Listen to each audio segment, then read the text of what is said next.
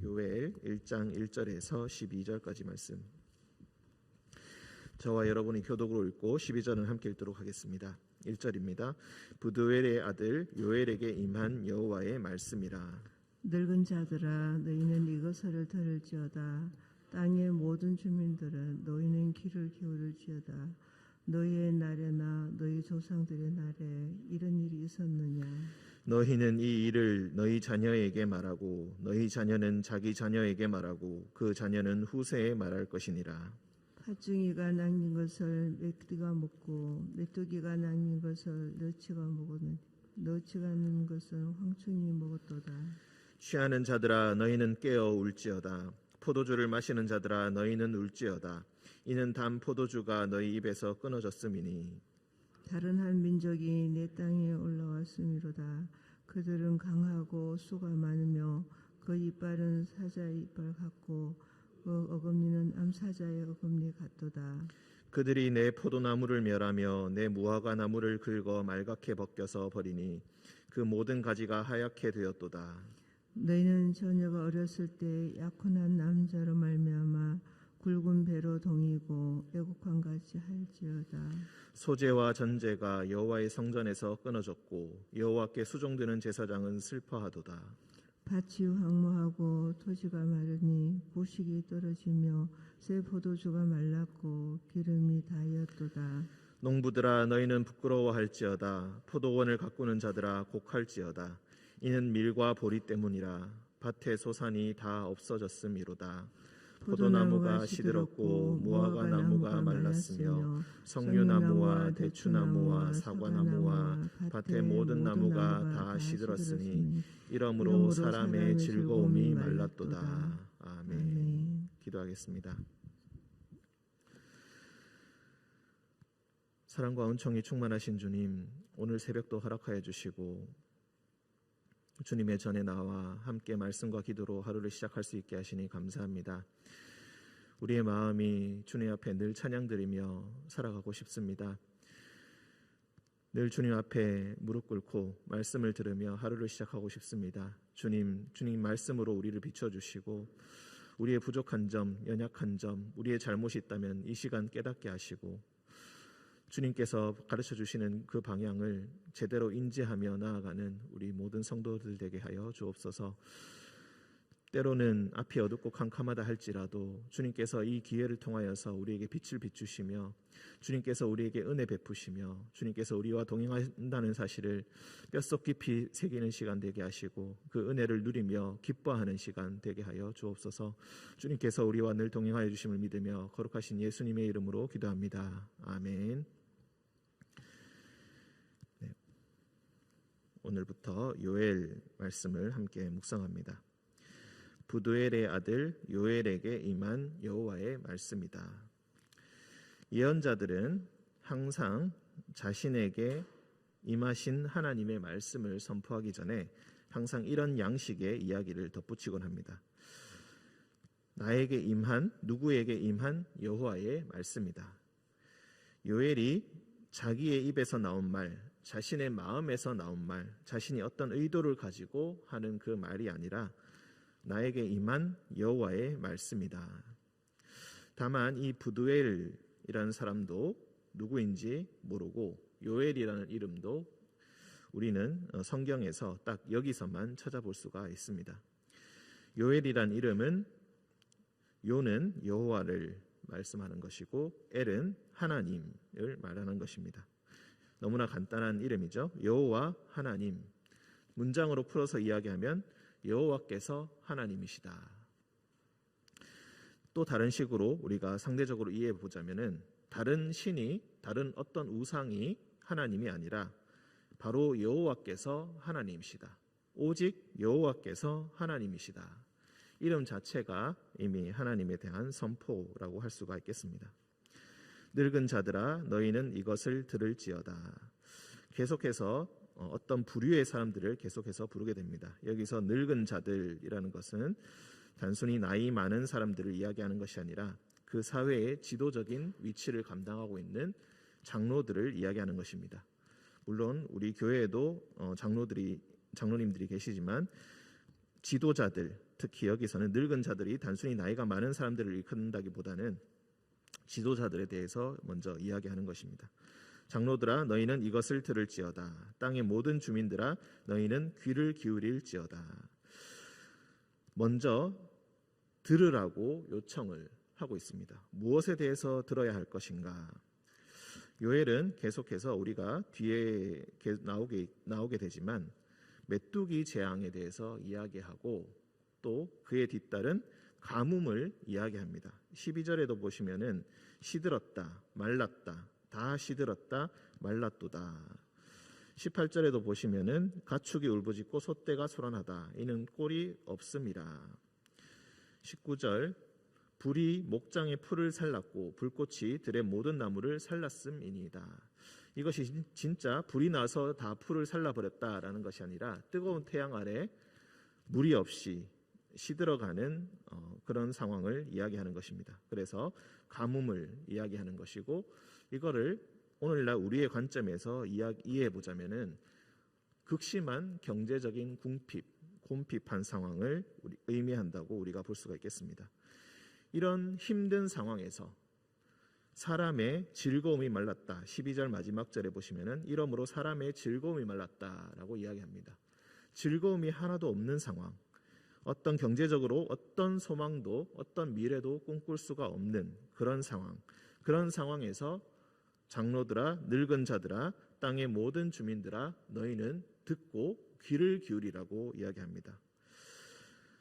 경제적으로 힘든 상황에서 마음이 너무나 어려운 상황에서 사실 들을 여유는 전혀 없을 것입니다. 그런데 이때 너희는 들어야 한다고 지금 말씀하고 있습니다. 너희의 날에나 너희 조상들의 날에 이런 일이 있었느냐? 너희는 이 일을 너희 자녀에게 말하고 너희 자녀는 자기 자녀에게 말하고 그 자녀는 후세에 말할 것이니라. 지금 너희가 겪고 있는 일들을 잘 생각하고 잘 그 의미에 대해서 제대로 파악하고 있으라. 이때 하나님께서 무엇을 말씀하시는지 오히려 촉각을 곤두세우고 너희는 듣고 있어야 한다. 그리고 너희가 지금 겪은 이 일을 너희 자녀에게 제대로 말해주어야 한다. 그리고 너희 자녀에게 말해주는 것으로 그치는 것이 아니라 자녀 대대로 이것을 이야기해야 한다.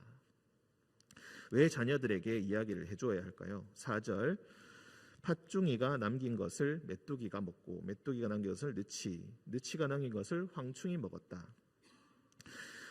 이 4절에 대해서 여러 가지 해석이 있습니다. 이 팥중이, 메뚜기, 느치, 황충이라는 것이 어떤 의미가 있는가? 이 네 가지를 메뚜기의 성장의 4단계로 생각을 하기도 합니다. 즉 팥중이가 제일 작은 태어나자마자 나오는 그 메뚜기를 이야기하는 것이고 점점 더 성충이 되어가는 그 과정을 이야기하는 것이다.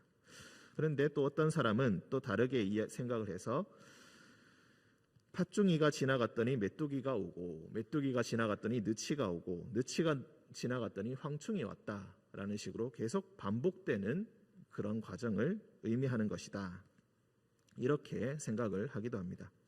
어찌되었건 간에 우리가 이 4절을 통하여서 알 수 있는 것은 굉장히 어려운 상황을 표현하고 있다라는 것입니다. 즉, 한 번 빼앗기고, 2번 빼앗기고, 3번 빼앗기고, 4번 빼앗겼다. 4번 빼앗겼다는 것은 어떤 것을 의미합니까? 완전히 뺏겼다는 것을 의미합니다.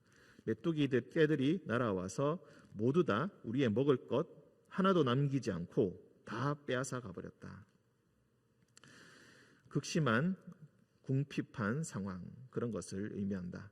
5절 취하는 자들아 너희는 깨어 울지어다. 포도주를 마시는 자들아 너희는 울지어다. 취했다. 포도주를 마시는 자들아.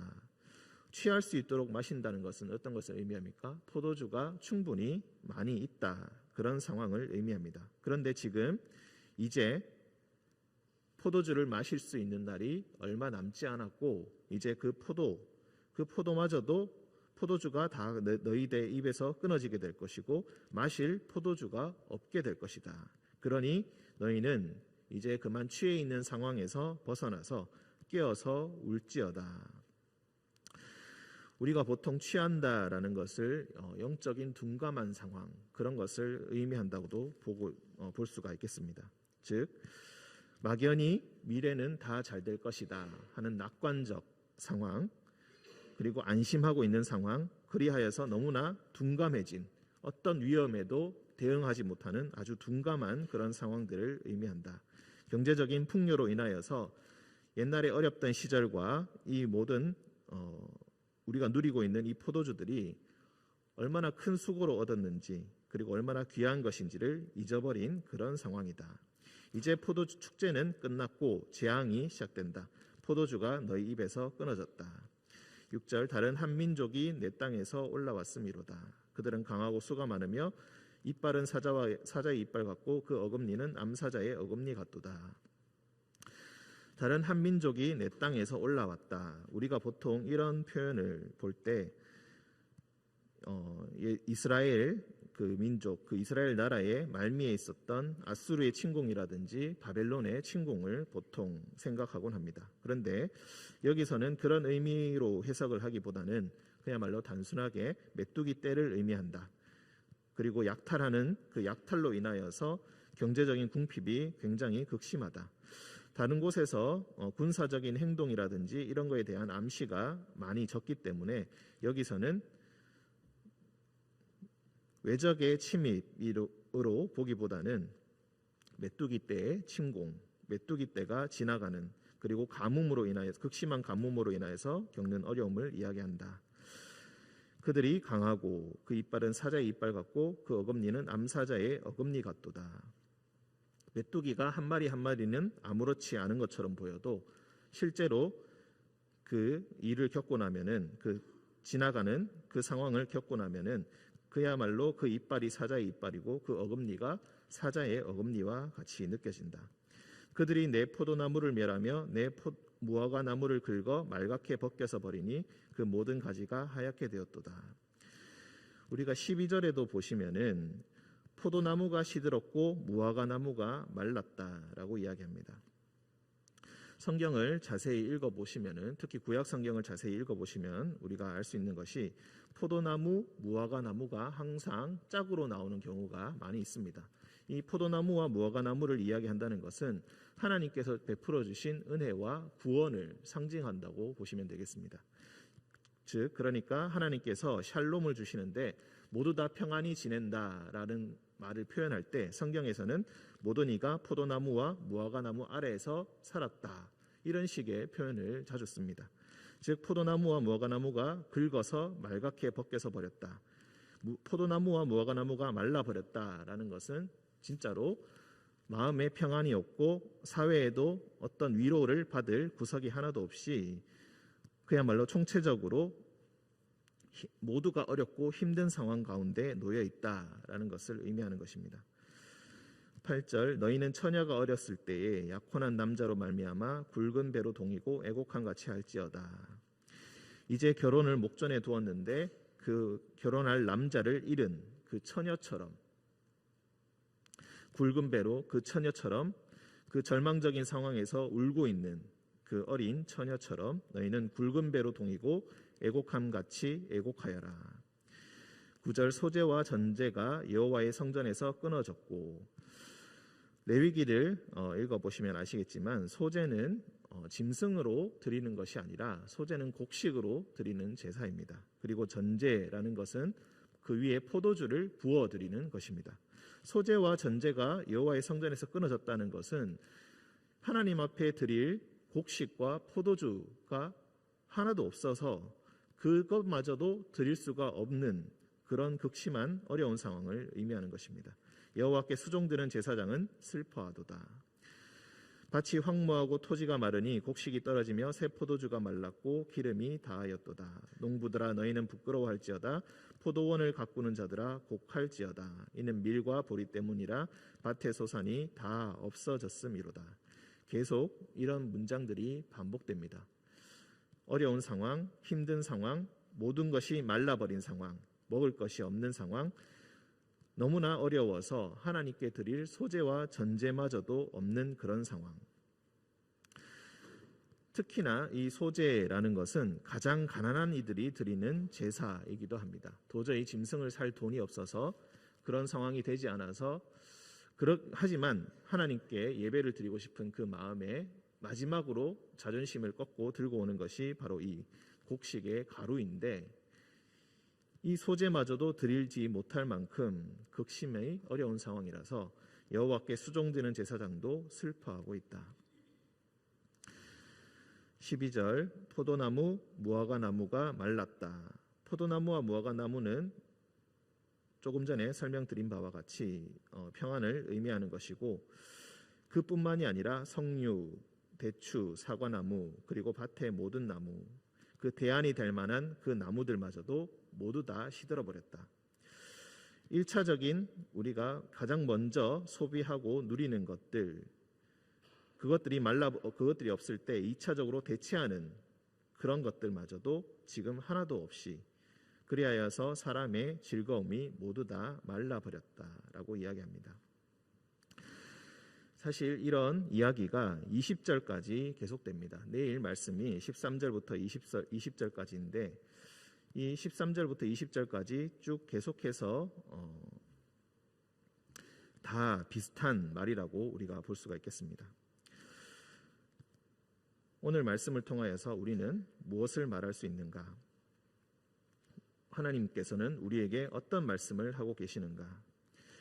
오늘은 조금 더 단순하게 이야기하여서 이 1장 1절에 요엘이라는 이름에 집중하고자 합니다. 경제적으로 어렵고 힘든 그런 상황에서 마치 우리는 처녀가 결혼을 하기도 전에 결혼할 남자를 잃는, 그리하여서 그때 사회적 분위기로 보아서 다시 재혼할 수도 없는 그런 안타까운 상황, 그런 힘든 상황에 놓이게 되었을 때에 어떤 것이 필요한가? 우리는 무엇을 들어야 하는가? 하나님께서는 어떤 말씀을 우리에게 하고 계시는가? 단순하게 여호와께서 하나님이시다. 하나님께서는 이 말씀을 우리에게 들려주시기 위하여서 이런 어려운 상황에서 이 모든 어려운 상황까지도 활용하고 이용하시는 하나님이시다. 그러니 여호와의 날이 이르렀을 때 여호와께서 우리를 구원하시는 것이 아니라 우리를 치시는 것처럼, 우리를 괴롭히시는 것처럼, 우리에게 징계를 내리시는 것처럼 느낄 때에 우리는 바로 다른 어떤 것이 아니라 바로 여호와께서 우리의 하나님이시라는 이 문장을 가장 우리 가슴속 깊이 새겨야 할 것이고, 이것이 우리에게 가장 근본되는 지혜가 될 것이다. 이 지혜를 너희 늙은 자들아, 땅의 모든 주민들아, 귀를 기울여서 듣고 이것을 대대로 전달하여라. 요엘을 통하여서 하나님께서 들려주시는 이 말씀이 오늘 여러분과 저에게 들려주시는 하나님의 말씀이 되기를 간절히 소원합니다. 함께 기도하겠습니다. 거룩하신 주님, 삶의 풍요로움 속에서 우리는 자꾸 다른 소망을 찾고 다른 즐거움을 찾습니다. 여호와께서 하나님이신데 우리는 어느새 그것을 잊어버리고 다른 것을 하나님이라 부르며 다른 것을 하나님이라 느끼며 그것에서 희망과 소망을 찾곤 합니다. 거룩하신 주님, 우리의 착각을 넘어 주님께서 우리의 모든 것을 빼앗아 가신다고 느낄 때에 오직 여호와께서 하나님이시며 그것을 우리에게 알려주시려고 이 모든 어려움을 주시는 줄 믿습니다. 주님께서 우리를 죽이려 하려는 것이 아니라 우리를 살리려 하신 것을 우리는 믿고 있습니다. 거룩하신 주님, 어렵고 힘든 상황 가운데 처한 성도님들 너무나 많이 있습니다. 우리의 형제 자매들 너무나 많이 있습니다. 말하지 못한 채 남몰래 눈물을 흘리며 고통받아 하는 형제 자매들 많이 있습니다. 주님 찾아가 주셔서 위로하여 주시고 오직 여호와께서 하나님이심을 그 마음속에 깊이 새기는 귀한 은혜의 시간 되게 하여 주옵소서. 고통을 즐거움으로 바꾸시는, 눈물을 웃음으로 바꾸시는 우리 주 예수 그리스도의 이름으로 기도합니다. 아멘.